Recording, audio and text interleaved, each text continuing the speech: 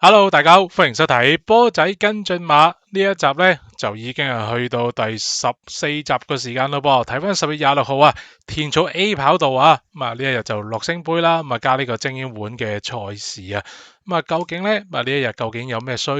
去跟進啊，或者個場地跑道編輯如何呢？記得呢，就唔好撳走佢，睇埋呢之後嗰兩節噶咯噃。如果第一次嚟到波仔嘅 YouTube channel 啦，如果未訂閱的話，右下角紅色訂閱掣等緊大家嘅支持，記得要俾埋 like，亦都可以分享你嘅跟進馬，又或者咧當日究竟咧邊隻馬令到你最開心或者最激氣咧，都歡迎大家留言嘅噃。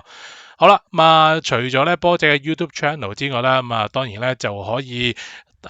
show 埋鏡頭裏邊嘅 QR code 同埋畫面裏邊啦，波仔與你傾馬仔嘅 WhatsApp 群組啊，賽前啦、賽後啦，都有嘅一齊大家傾下馬啦，玩下小遊戲啦，亦都咧係可以咧去報名一啲嘅活動嘅噃，例如咧就係波仔啦，嚟緊11月15號啦，就會喺中環 LadyM 體驗店嗰裏邊咧同大家去分析當日嘅賽事噶，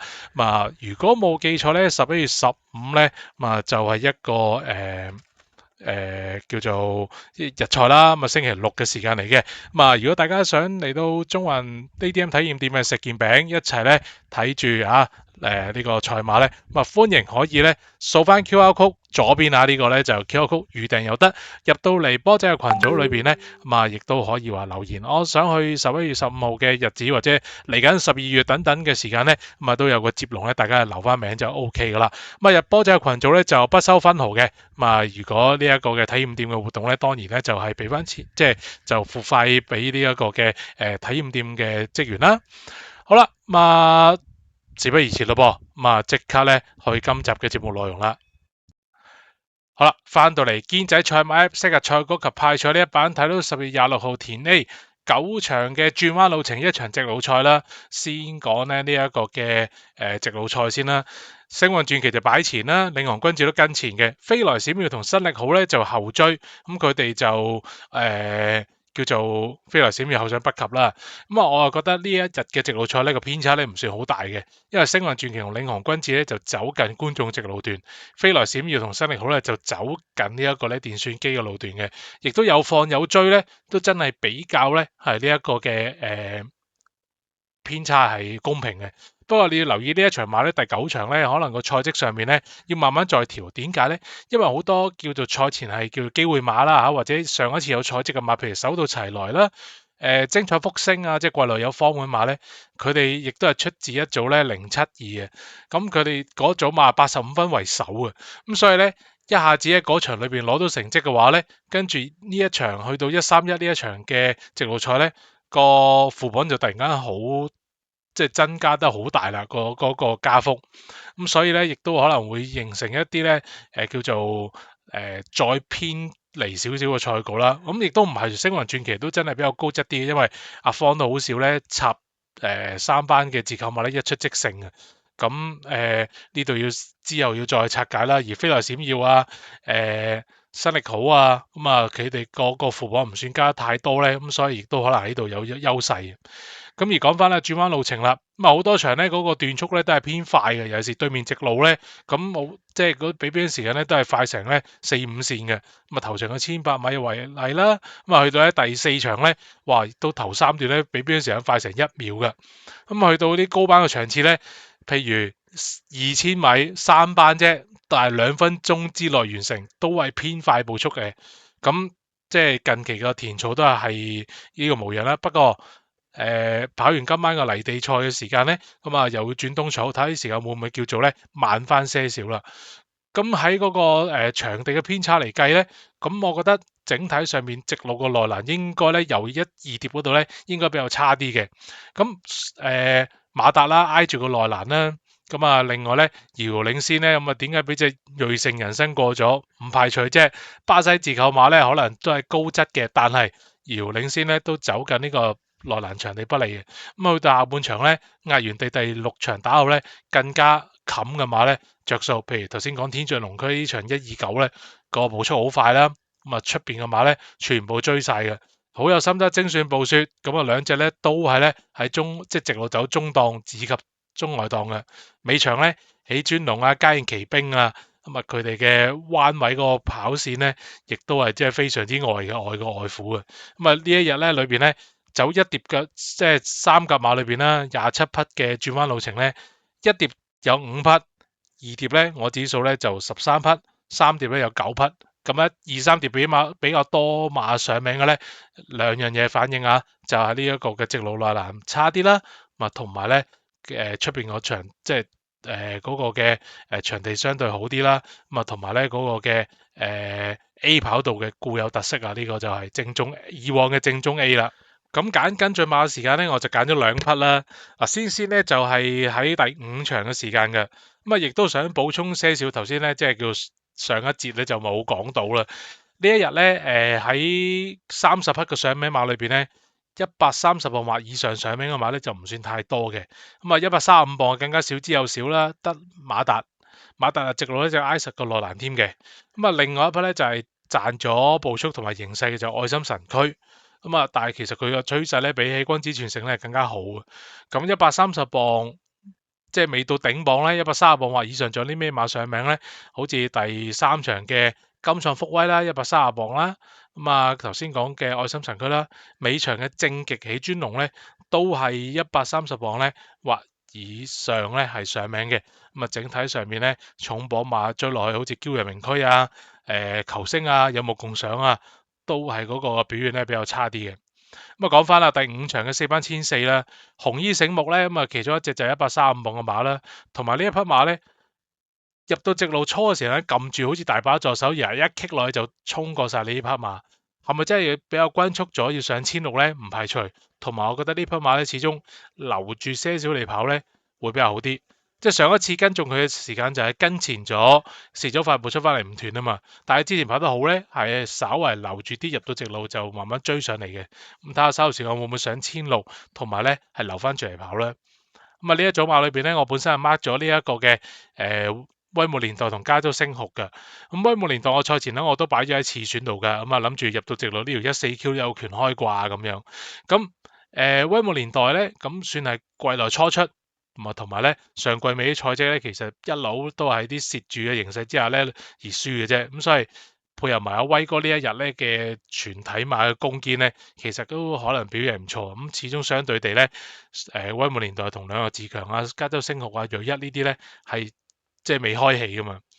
但係二擇其一之下咧，我就揀咗加州星酷咧做呢一個跟進馬。係咪一陣間點解講二擇其一就揀佢啦？先睇翻咧呢一匹馬嗰個嘅出賽表現先。咁加州星酷咧就喺呢一個嘅第5場啊，127場次咧就排住7檔起步嘅。喺起步嘅時間咧，加州係嘅賽衣大家都應該好記得啦。之前咧揀呢個加州得嚟做呢個跟進馬，黃黃地色衫，有個紫眼罩嘅。起步嘅時間咧，你見到阿鐘奕禮咧都sorry 蔡明紹咧都積極咁擺咗喺前邊啦。嗱，咁喺佢隔離4號仔一隻就係威武年代嘅。呢一場馬個步速咧相對偏快啦，全部都浸冚上嚟啦，陣間就咁揀嘅原因就係佢一來呢場係蝕咗個快步速啦，二來佢上季咧都其實咧喺呢一個嘅1000米裏邊咧同啲準輝煌啊、彭越啊嗰堆咧都係級數上面即係枕住上名嘅指標嚟嘅。咁同埋最緊要一樣嘢咧就係佢而家呢場跑1400啊，但係其實頭先講佢上季1600都上名咧，即係喺部署上邊咧就相對彈性啲。我再望一望同日嗰組咧4班1600米咧，其實彭越都開始跑到即係開始有啲回落都未定啊。咁而再睇嗰啲星雲笑着啊、小飛俠啊、光明傳承啊等等啊，或者林寶精神、草風群英咧，佢哋有嘅能耐，但係林寶精神、草風群英嗰啲啊成日被動，成日都要留後嚟跑。長風小子嗰幾匹馬咧，即係第4場咧，幾匹馬都係後上賺到形勢而衝上嚟嘅。咁而家俾第一拍埋去彭越之前成日都係贏佢哋的話咧，咁即係擺前面着數。咁而家翻到嚟呢一組裏邊，佢緊咁叫做相對朗日自強咧，亦都係走住個不利地。咁所以我點解最後二擇其一嘅情況之下咧，就揀咗呢一隻加州星號咧做呢一個跟進馬。一來加州本事未贏啦。咁我諗都相信咧係比較心急啲嘅交代嘅，咁所以喺部署上邊啊或者戰意上面咧就更加清晰，更加咧希望可能即係要交代贏翻場頭馬俾呢件彩衣啊嘛，咁所以咧就揀咗呢隻加咗星號。咁啊喺個欄中位裏邊咧就做翻個筆記啦。呢場馬咧佢係擺喺前面走咧係蝕咗個快步速嘅。咁啊亦都咧相對佢又冇威武年代再入一格。咁但係佢比頭馬要兩個自強就走入邊啲。咁所以咧我就唔算話太過蝕啦。咁啊走咗個中內欄嘅不利嘅路段啦，少少啦相對地。咁但係呢個分啦，